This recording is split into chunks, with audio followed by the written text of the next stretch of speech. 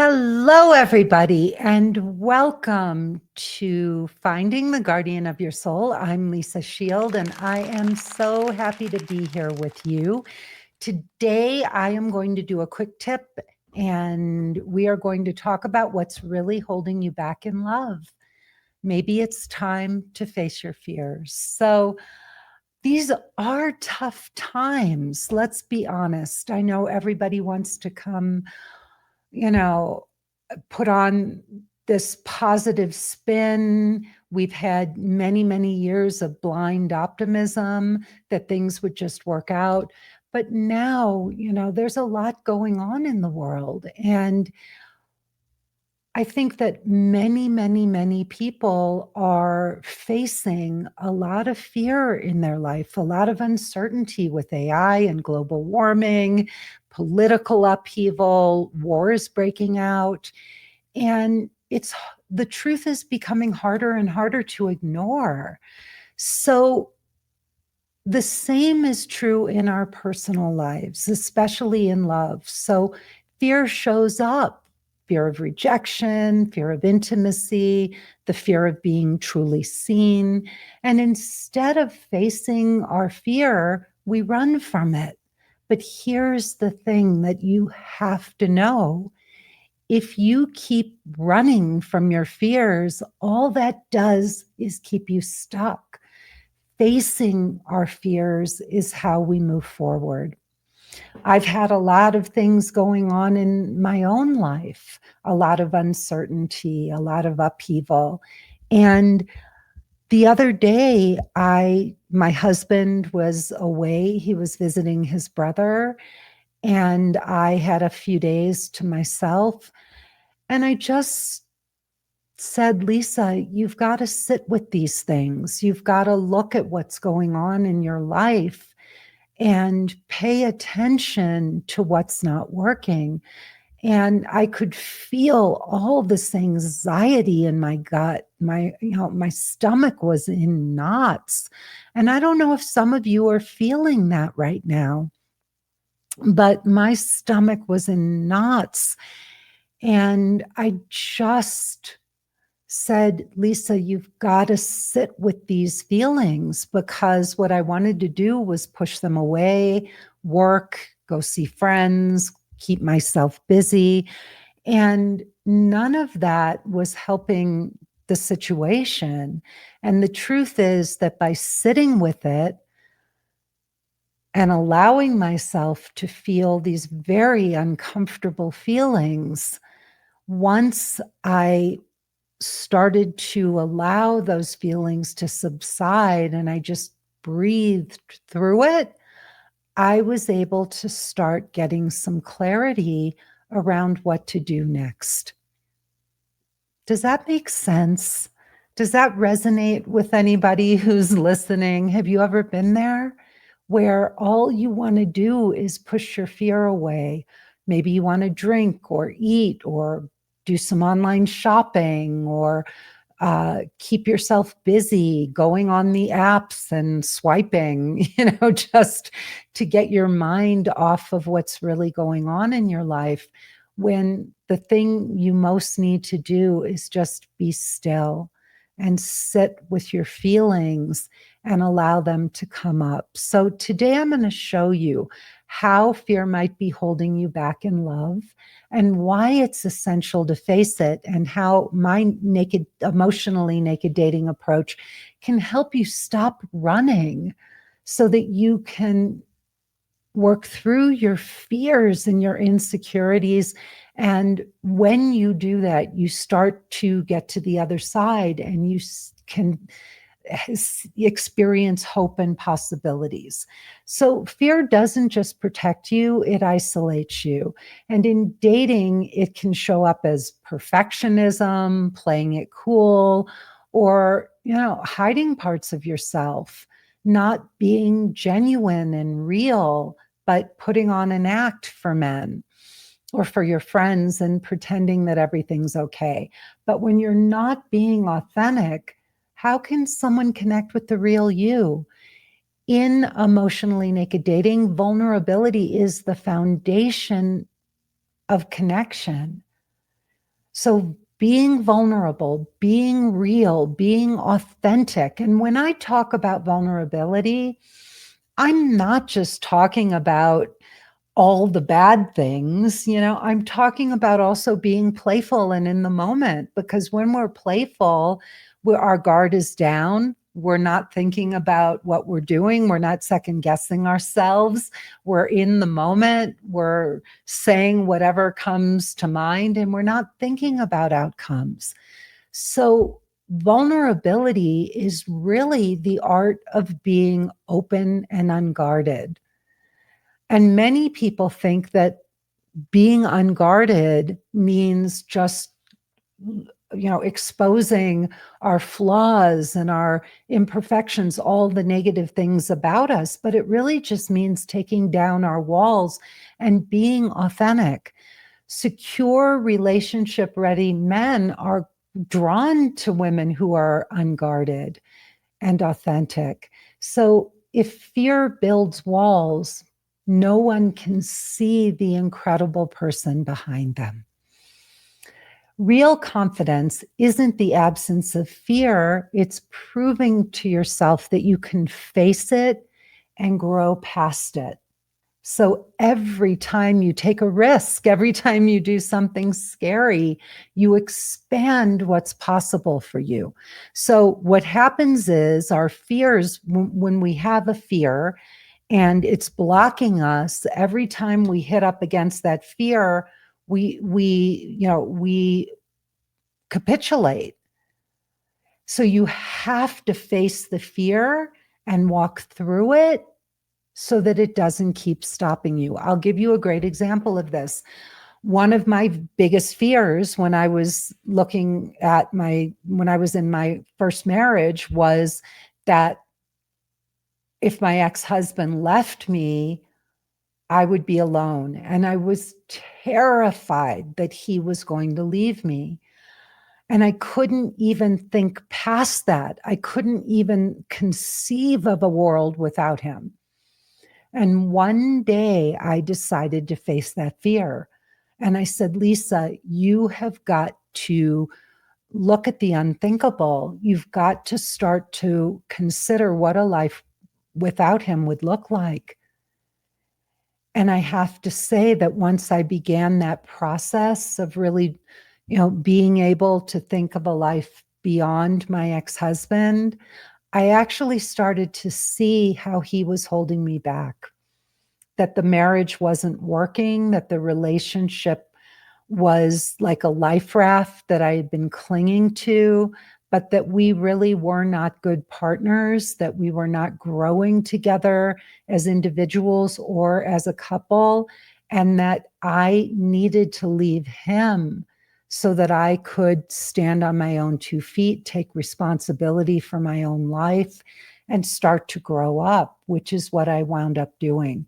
But if I hadn't faced my deep, deep, deep fear of a life without him, I would never have been able to take those steps. So when you stop running from fear and you start working through it, you begin to feel stronger. You see possibilities beyond where you are right now. You can start to come up with a solution, with a plan for moving forward, instead of letting your fear stop you. So let's start to talk about how to face your fears in dating.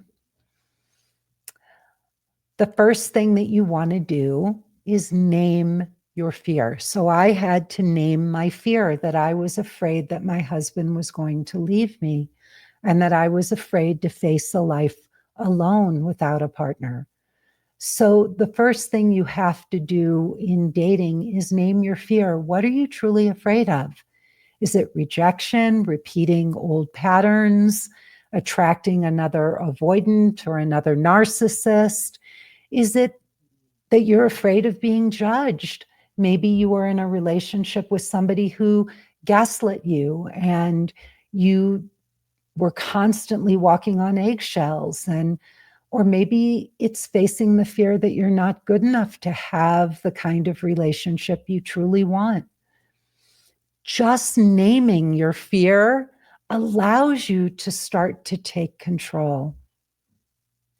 So I know that one of my big fears was that I wasn't enough, that I wasn't good enough to have the kind of man I truly wanted, the caliber of man, because I saw those men wanting other women and not wanting me.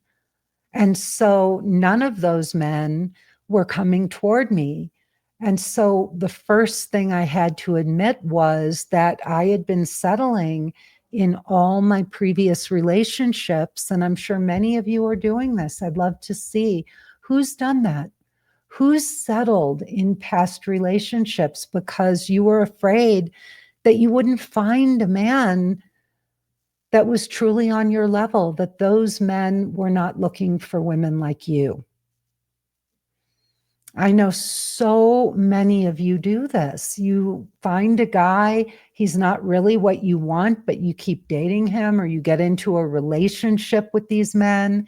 And you do this because you're terrified that you're going to be alone. That's why so many of us settle and stay in the wrong relationship for years. Every single day, for 13 years when I was with my ex-husband, I told myself I could do better, but I didn't leave him because I was afraid that I really couldn't.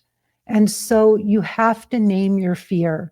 You have to look at it. In naked dating, we look at fear as a guide. It's uncomfortable, but it's also showing you where you need to grow.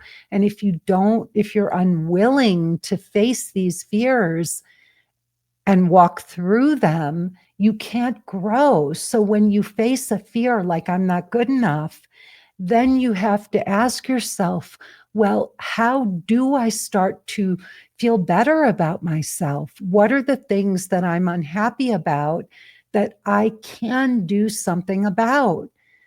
For me, one of the biggest things was I wasn't happy about my weight, my physical appearance.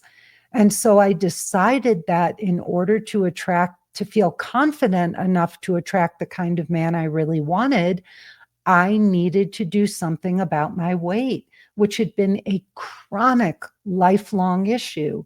And I knew that I hated myself because I couldn't get a handle on my eating. And so I decided to take that on and transform that part of my life. And in doing that, I felt so good about myself. I got down to the lowest weight I'd ever been in my adult life. I did it in a very healthy way. I did it not just by dieting, but also having emotional support to understand why I was using food for comfort.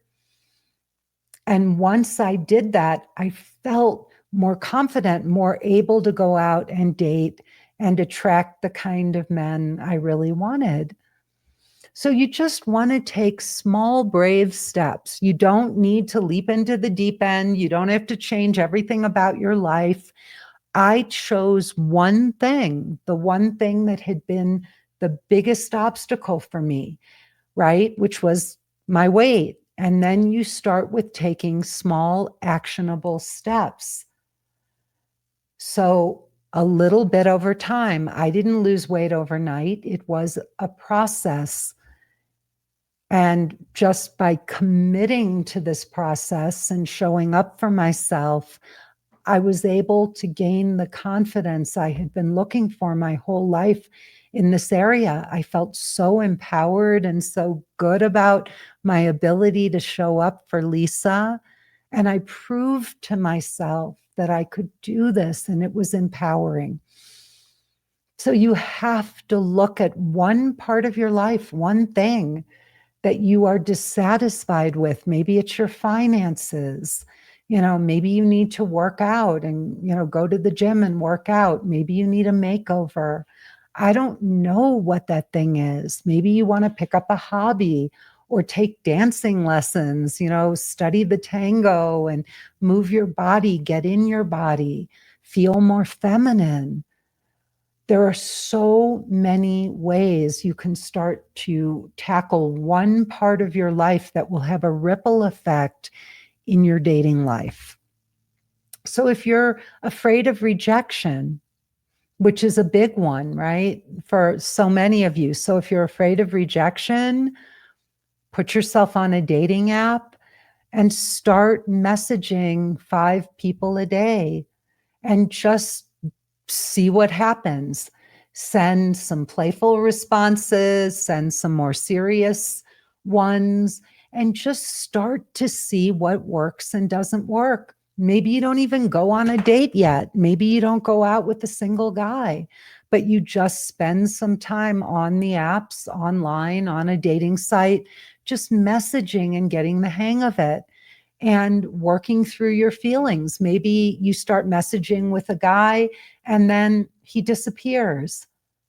And that's okay because you're messaging with a bunch of other guys. And so you just say, you learn how not to take that personally. And you remind yourself that, you know what, he doesn't know me. He's probably communicating with 5 other women. And, maybe he'll circle back around. You learn how to navigate your feelings, your fear of rejection, to talk yourself through it and to let go and not allow these men that you don't even know to affect you. And you look at, maybe I could have been funnier. Maybe I didn't respond quickly enough. Maybe, whatever, fill in the blank, but you just keep throwing mud at the wall. And this is something the women experience in my course when they do the dating. When in the first month of the course, there's no dating. And then they get back out and they start dating. And we give them tips about how to navigate the fear of rejection and not take it personally and let go, and what to say and what not to say. We give them very real, concrete tools and all kinds of scripts and ways to navigate this. And 90% of the women who go through the course will come back and say, oh my God, I can't believe it. I am actually having fun dating and I'm not taking it so seriously. And the less seriously I take it, the more fun the guys are having and the more responsive they are. And this is really working. So by learning tips and tricks and tools for how to communicate with these guys and what to say, what not to say, how to get them from messaging on the app to a phone call or a Zoom call to a date, the women gain confidence and they no longer, that fear of rejection starts to subside. You also can start to reframe fear as an opportunity. So when my husband was gone last weekend and I was sitting with my fear and looking at what was going on in my business, and I had to confront some very real fears I was having, I saw it as an opportunity. I saw it as a sign to stop and a chance to grow.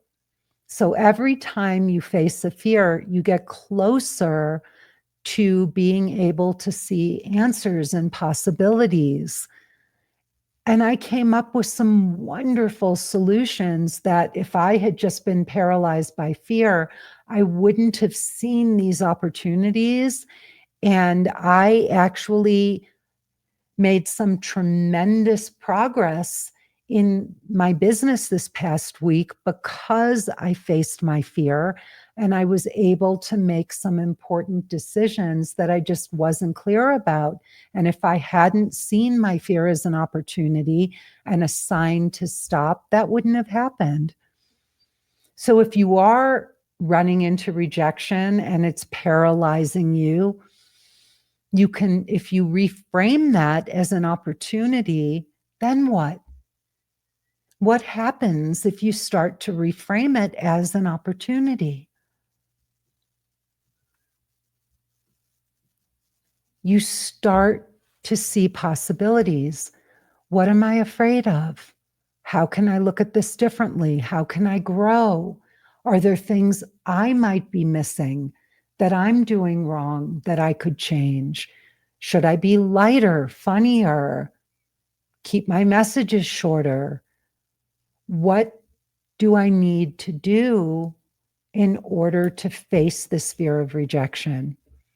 You can also ask yourself, what's the worst thing that could happen? And what's the best thing that could happen? When you weigh the possibilities, the potential reward is often worth the risk.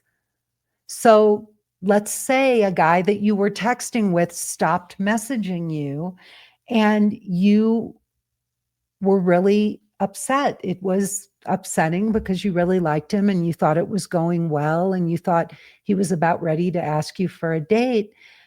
And instead of just being upset and telling yourself you got ghosted, when you weigh the possibility of reaching out to him, the risk is that he may not message you back, but he has already ghosted or he's already stopped messaging anyway.